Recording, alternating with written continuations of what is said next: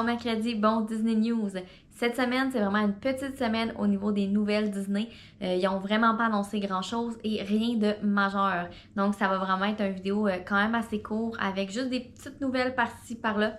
Donc, je commence tout de suite avec Magic Kingdom. Disney avait déjà commencé à collaborer avec les bijoux Kendra Scott.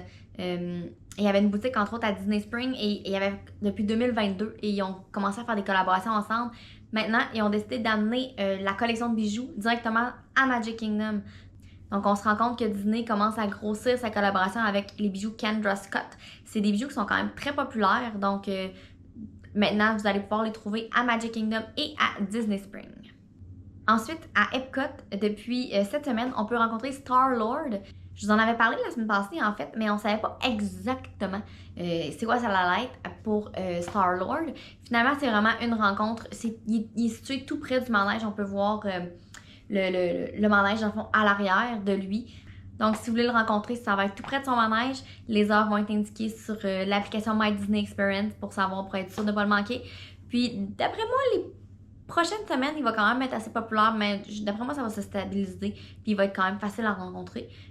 Mais si c'est un personnage qui vous intéresse à rencontrer, il est là maintenant. Ensuite, Epcot est reconnu pour ses Scavenger Hunt, en fait, ces petits jeux autour du monde où on peut trouver certaines choses par rapport au festival. Donc, cette année, ils ont décidé de faire le Pluto's Pumpkin Pursuit. Donc, en fait, on doit trouver les 12 citrouilles qui sont cachées dans Epcot. Et c'est pas juste autour du monde, dans le fond, autour des pays. Il y en a vraiment partout dans Epcot. Donc, c'est vraiment une activité très le fun pour les enfants. Mais les adultes aussi, vous pouvez le faire. Et il y a un prix à la fin de tout ça. C'est un verre avec une paille, là, comme les petits. Il est fait en rond. Et il y a des dessins d'Halloween dessus des différents personnages de Disney. Il y en a 3 ou 4 modèles. Donc, vous pouvez choisir le modèle que vous voulez. Et c'est au coût de 9,99$. Maintenant, direction Hollywood Studios, ils ont commencé à sortir leur snack d'Halloween. Mais ils ont aussi surtout sorti le petit verre de Alien de Toy Story, mais d'Halloween. Donc, il y a sa petite citrouille d'Halloween dans ses mains. Il est vraiment cute et vous pouvez l'acheter à Hollywood Studios maintenant. Maintenant, à Animal Kingdom, ils ont ajouté un nouveau spectacle. En fait, c'est pas les spectacles principaux comme je vous ai déjà montré dans une de mes vidéos. C'est vraiment au niveau de...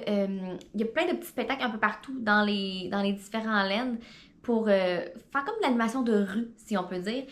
Là, il est situé tout juste en face du spectacle des oiseaux, dans le fond, sur la section de l'Asie. Et ça s'appelle Beats and String.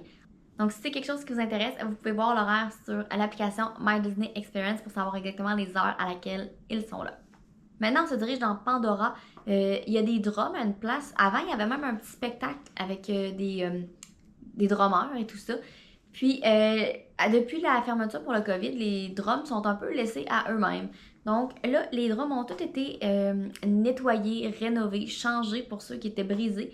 Donc maintenant, les drums vont recommencer à faire un peu plus de musique si les jeunes vont tapoter. Mais je me dis, c'est peut-être bon signe que peut-être que Disney va ramener les drummers éventuellement, puisqu'ils ont tous rénové la section. Donc, à suivre pour ça, mais pour l'instant, si vous voulez aller faire un petit peu de drum, vous allez pouvoir y aller. Les drums sont en fonction.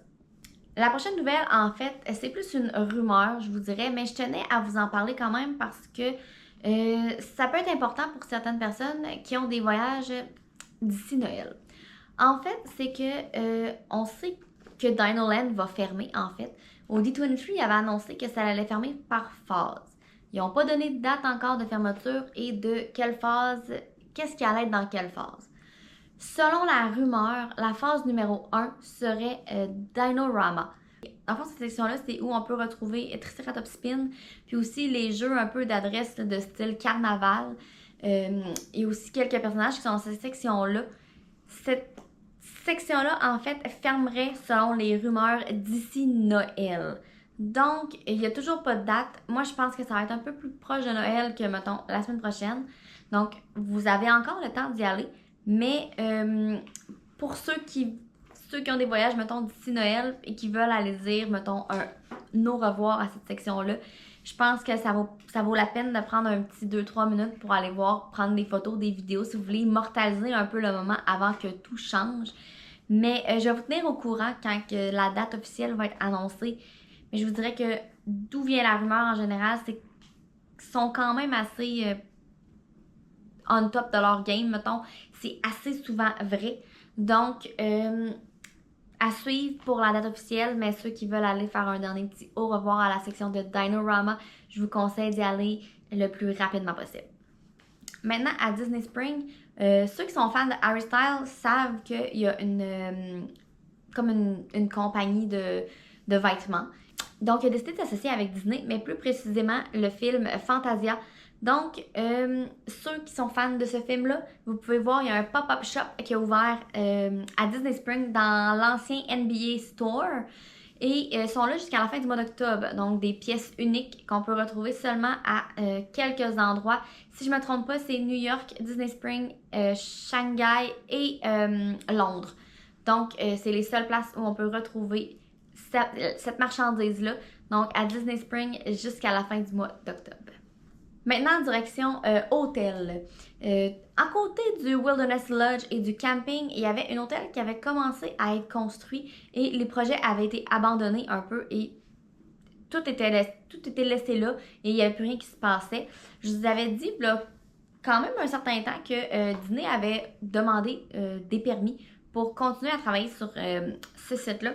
Donc maintenant, les permis ont été accordés et ils peuvent commencer les travaux. Sur les permis, dans le fond, c'est pour un hôtel avec 10 étages, donc une tour de 10 étages.